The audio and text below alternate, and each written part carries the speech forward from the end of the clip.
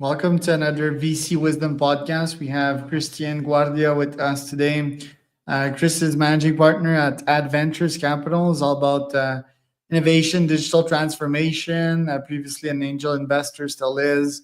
Was gerente de innovación at Latam, in Latam at Antilles for some time, always in Chile. Chile, down there, beautiful country that I've lived 3 to 6 months of my existence there, and lots of startups in there. So we're going to talk about that today. We're going to talk about Christian's journey. This podcast presented to you by bookridegpt.com. If you want to start your own book through your LinkedIn posts, you just feed it your LinkedIn posts, CSVFDs, and it comes back to you with a full written book. So bookridegpt.com. Chris, welcome to the pod. Tell me a bit more about yourself and what you're up to nowadays. Sure. Thank you, Charles. And what a pleasure it is to be here, to be honest. So I've been doing, I would consider myself a venture capitalist for the last maybe 2 years. But I would just say, I'm an overall enthusiast about how, technology can really, like the true nature to me of technology is to make people's lives better, easier, and being the fact that I live in Latin America, where most of the things don't really quite work the way you expect them to, I see that technology must and is having a huge role in terms of how do we get millions of people into better services, goods that don't really exist right now, and just again overall improve the quality of our region. How did you get into the VC world? Did you ever found a startup yourself before that? Like, why did you get into that? That's actually a great question. So Uh, to be completely honest, I started doing corporate innovation. I studied engineering, and then I've been a complainer my whole life. Like every time I see something that doesn't quite work, I'll start complaining. So like, how is this even possible? And then I got point, when I started working, I was like, I either complain about it or do something about it. So that got me into corporate innovation. Um, and at that point, I always thought that startups were just people playing to be, to having a business. I thought they were like kind of a waste of time, to be honest. So it's really odd to say like now I'm investing in them because I never quite truly believed in them at the beginning. But the more I got into corporate innovation and really trying to change how companies operate and work, I saw the challenges that they were facing culture wise, just overall this like inertia that companies have. And I started getting fed up with it. And just around the time I did a joint venture with a startup, and then you know everything that I thought I knew was just like it came to a quick like reality check, and I realized I didn't really know anything about it. And like to me, it was just so like it was just like exactly what I wanted, which is look here, you can really make changes, and you don't really have to wait for a committee. You don't have to wait for 100 approvals, and you don't need 10,000 signatures. You just got to do things. And the fact that the speed that we had when we're trying to do certain things, that really just caught my attention, and that's when I was like, you know what, forget corporate innovation. Like this is where I want to be. And I had a this joint venture with a startup. Then I had a startup of my own, which the pandemic ended up killing. And I would say about 5 6 years ago, I started doing angel investment with my current GP. And one of the things that really caught my eye was that um, when we were willing to invest, we're talking about small tickets, like nothing that really could change the life of a company, $5 10,000, right? But the enthusiasm that we got from founders really came from like, look, you really have you have really been in the trenches, like exactly what it's like to try to create something, and like the emotional stress and just the uncertainty that comes from being a founder. Like, and that's what, we want that experience. Like, we want that I guess that know-how, and that really gave us an idea. Like, look, Latin America, it's still an emerging market in terms of venture capital, right? It's still a growing industry. Like, it's still, finding its way, and we saw there was like there was an interesting gap to be closed in terms of, this could be that fund, like, which it's, by founders for founders, basically, a fund that really understand what it's like to operate a company, and to try to take it to the next level, and become, a life changer in the region. And that's really what got us into venture capital. And what winners do you have in your portfolio right now, and how many investment, and how long are you willing to wait till an exit? Oh, look, good question. So we've been operating for about a little under 2 years. We've made 6 investments so far, and there's one of them. Like, everyone, we're extremely passionate about. Like, we really invest, with conviction. But I do have to highlight one of them. It would be Nutrix. Nutrix, it's a company that the founder, Maria, her vision is that, mental health has a huge impact on the overall performance of people, right? And she has, like, her Nutrix, like, its goal is to be a gauge of how mental health can really impact um your um your metabolism, how basically how it affects your overall health. So they created a solution that can monitor and control specific chronic diseases like diabetes and hypertension. And recently, and I think this is like the biggest achievement, and I'm extremely proud of this, is that they created the world's first medical grade, non-invasive cortisol monitoring device, which is, cortisol is like basically the hormone that gets released when you're like stressed out. And it's so dynamic that it's impossible to really get a gauge of how stressed out you are, just by drawing out blood and measuring cortisol. And the fact that you can do this through the saliva, which is what they created, it's insane. It just like it opens up endless possibilities on how we can really impact the mental health of millions of people in the world. And talking about that, how was your mental health when your startup failed during COVID? It's basically non-existent. It's I would say that having a startup, it feels like, half of the time, I would say even more, half of the time, you really feel like,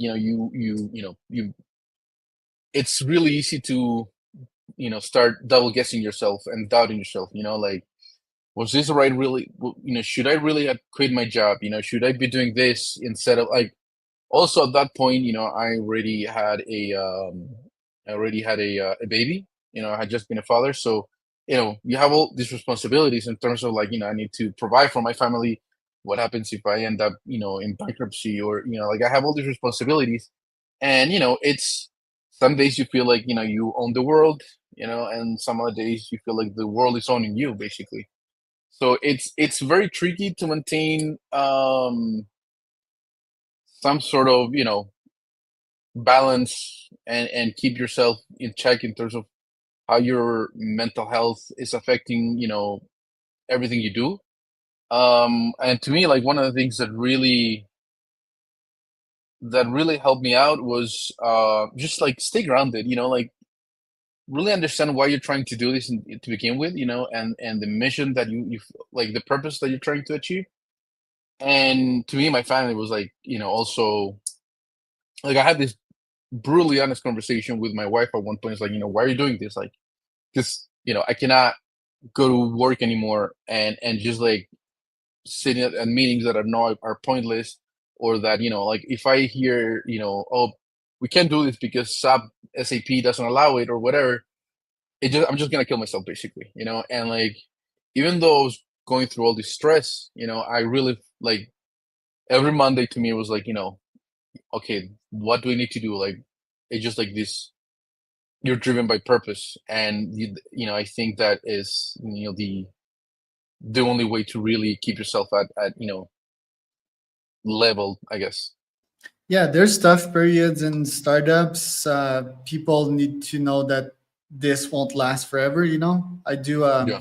100K runs, and at some point, the ultra run will be finished, and I will reach the finish line. But the question is for how long till I start another 100K run. So, yeah, purpose is really important, but also understanding that most of your competition being in that place would have quit already, and that's what makes champions is just obviously working long, hard, and smart. But yeah, like the grit right into it, and the lessons that you take from that, and analyzing your performances, executing what you need to be done. But eventually it will be over, and you will be better, and you will grow out of that. So people need to make a choice at some point, because yeah, founder life is really hard. Is VC life easier? Is it less stressful? No, God, no. I so after that startup, I figured, you know what, I'm done with this. Like I don't think I have it in me anymore. And I figured for some reason that managing a fund and what it comes with it would be less stressful. And like the first fund is basically you're being a fund like a founder all over again. Like raising money is extremely complicated. Like I thought I had an idea of what it's like to raise money, but it's completely different. Like what you're selling is completely different. It's less tangible to begin with. And something that kind of rang a bell is just like it's at the end of the day, it's all like about. I think it's not all about it, but resilience plays such a huge role in this. Like you have to have like some sort of tough skin. Because the amount of naysayers, like it's so easy to just say like being a founder and being a and managing a fund, it's all about being contrarian. Basically you're saying like, look, there's a way that the world operates, and I think that there's a better way to do this, and I'm going to change how things work, right? And that means going against inertia. That means you're going against how things operate. So you're gonna get a good share of people saying like, yeah, that's kind of absurd. Like, and you really have to be willing to take a lot of no's and to have people not like they're not gonna support you, but they're definitely gonna be like, are you really thinking this through? And I feel like you really gotta be um you really have to be to really understand, like, do I have a solid shot of doing this? Like, do I really think that I'll be able to, make a difference, right? But at the same time, you really gotta start. You really so you have to, like, I think what you mentioned before is like, you really gotta take a good look at what you're trying to do. Am I the right person for this? But once you commit, like, you really have to like say, fuck everything else. Like, I'm gonna do this. And I feel like, I don't want to start like I don't want to reference myself too much about this, but like, if I would have to say something that I've been doing all my life is like, there's so many times I people say like, no, you can't do that. Like when I wanted to study engineering, my physics professor was like, yeah, I don't see you being an engineer. I'm sorry. I'm like, I graduated, with a physics and an engineering degree, right? So I'm like, what the hell, right? Chip Um, on the shoulder, prove them wrong, sort of. exactly. Like I feel like that's also like a good way to, keep yourself motivated. Have like a big shoulder, like a big chip on your shoulder, and just to be like, all right, I want to gather everybody who said no. Here's a big fuck you to all of you, because I really want to make sure that it's gonna keep you like it's basically fuel, um, to keep you running. Yeah, and it's quite important. A lot of the wokeness movement nowadays, they talk about doing things for the good reason, right, and saving the world. But in the end, I think most of us are underdogs. Most humans have something to prove, right? And not only theoretically, I mean statistically as well. Like I've achieved a lot, you've achieved a lot, but we have so much more to prove, right? And not to the world, but to ourselves. the fuck you is not necessarily to that physics teacher, but it's just to you, right? They were the authority and they used that authority position to tell you that you couldn't do it, which is a Mm. horrible thing to do, by the way. So Yeah. you're sort of proving that to yourself in the end. And talking about that chip on the shoulder, do you feel that Chile has something on the startup side of things? You think they can compete in Latam and internationally? Oh, good question. So, I feel like the way I see it is that Latin America is ripe right now for disruption. You have this new. First of all, I remember when I graduated college. And I think I mentioned this before. So I studied in the U.S. I lived there for like another 5 years after I graduated, and then when I came back, I remember everybody who I met who had just graduated or were about to graduate. Their main goal was like, I want to work at Visa. I want to work at major corporations. I want to work at a bank, right? If you talk to you know recent graduates, they're like, I want to have my own startup. I feel like there has been such a huge shift, like in terms of like culturally wise, what do you want to do with your career, right? And um I feel like yes, I think there's a lot of there's like a romantic view of what it's like to be an entrepreneur, and I think a lot of people don't really have a grasp of how hard it is and how easy it is to just like really struggle for not just like a few weeks, but like for solid months before you see any kind of like I'm not gonna even say success, but some hint of success. Um, but I would say, I feel like there's this like entrepreneur spirit that has been growing in Latin America.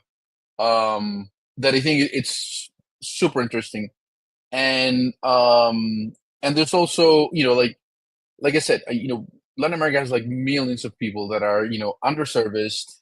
There's like, I mean, you literally there's like so much literature about how you know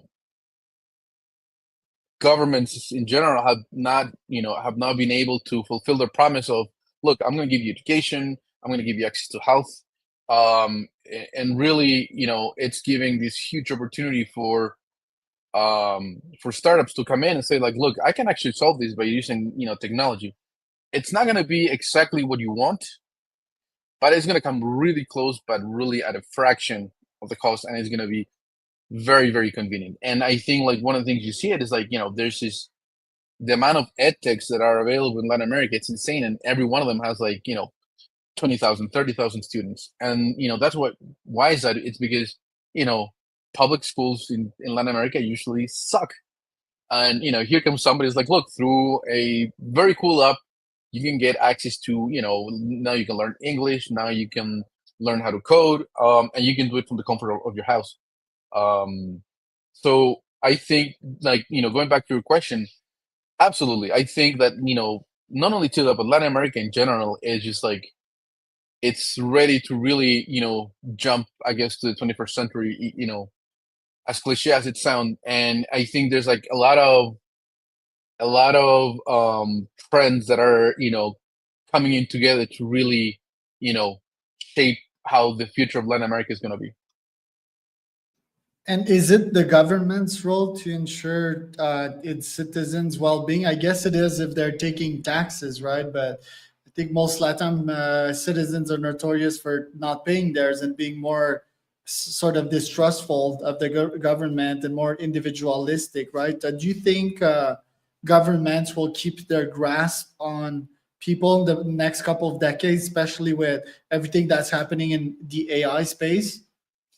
Oh, good question. So, um, there's two things that I wanna take from your question. So, I think governments are playing a role. Like if you look at basically every country in Latin America, they all have like some sort of incentive program for startups, right? Here in Chile, for example, there's like Startup Chile, which has been it has played such an important role in terms of reshaping this like entrepreneurial culture that I just mentioned. Which The is fact that amazing. now yeah, exactly. Like a lot of people, like they're measuring, because what it does is it gives you money, without asking for equity. It's basically like this huge accelerator that doesn't take any equity, and it's here to like it's. A lot of people are saying like, well, the results, some of them have been good, sometimes like they just fund whatever. But if you take its true purpose, which is like, we really want to change, like we want to create an ecosystem. They have done that, because now there's an actual ecosystem. Now you have venture capitalists. Now you have angel investors. Now you have founders who have created, unicorns. I mean, so are we quite there yet? I feel like, we are, like we are at a time where, we're at, I think, at a defining time in terms of, how Latin American startups can really go out and conquer the world. And I think that governments have played a role in terms of making their lives easier. Like they've seen like, look, they're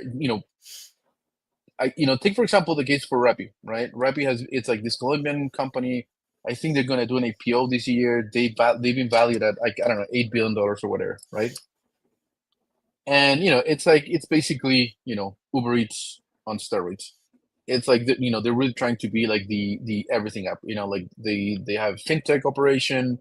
Um, but I think one of what's to me what's insane. It's like if you are a Latin American country and you look at Rappi, you're basically saying like this is like one of the main reasons. Like if you look at Uber Eats, Rappi, so on and so forth. Like the gig economy, right?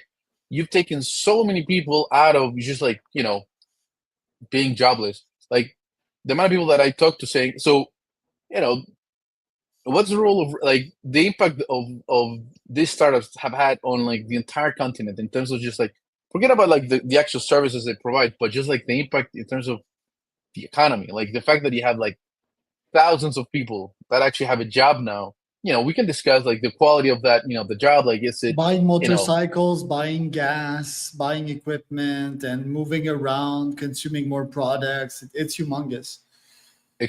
exactly. So, and I feel like governments have realized that there's a study here like that at 1.80% of all new job openings came from startups here in Chile, which to me is like it's insane, and it just like speaks volumes of the point I'm trying to make. Like governments have realized that startups are playing a crucial role in terms of where the country will be.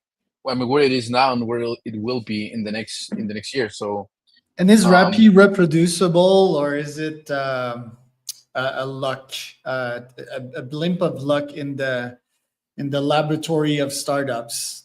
Because it seems there's not a lot of other incredible successes stories like that in Latam. What do we need to reproduce more of these? that's it. Well, I think. All right. So let me put it this way. So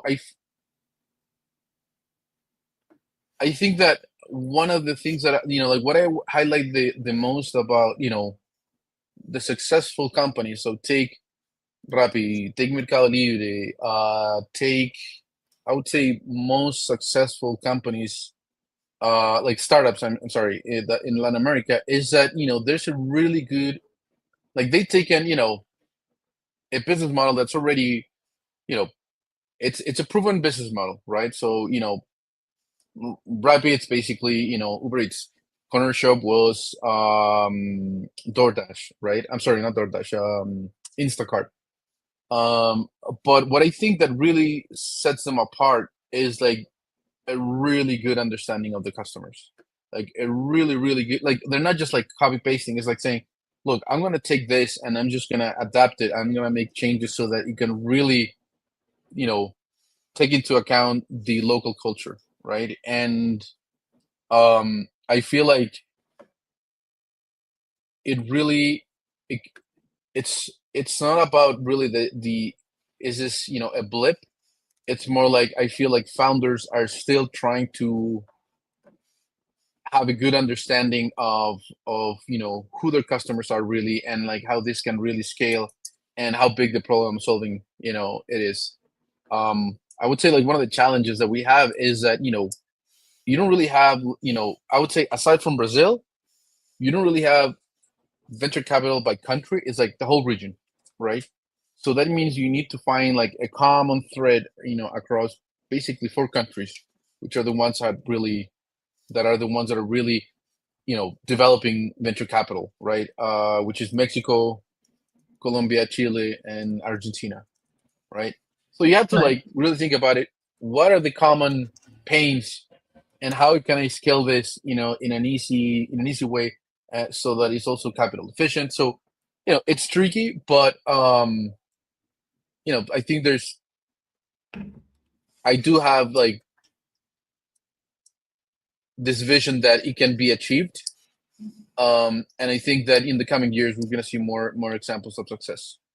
Yeah, I think the main answer to that is culture, and that's why the Chile startup fund or whatever, that was quite game changing because you're teaching Chileans that starting a startup is cool, right?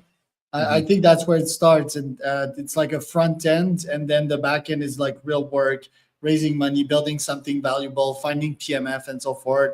I think we're starting to see that as well in Mexico City, Guadalajara, most specifically in Colombia as well. So if we can just create that startup culture, because I think entrepreneurship is already in Latam's DNA. Hmm. Like we see all these street vendors, the food, and people are really entrepreneurial, but they are entrepreneurs for surviving, for just like putting money on the and food on the table, right? Like they don't Hmm. do it to build a unicorn and build something huge. So that's a new mindset that needs to be taught. Chris, where can people find out more about you? Um, I would say just like reached out through LinkedIn. Just look up for my name. I don't think there's too many of us. And we're constantly posting on our LinkedIn profile for our fund. Um, and yeah. That was Chris Guardia and Charles Cormier for another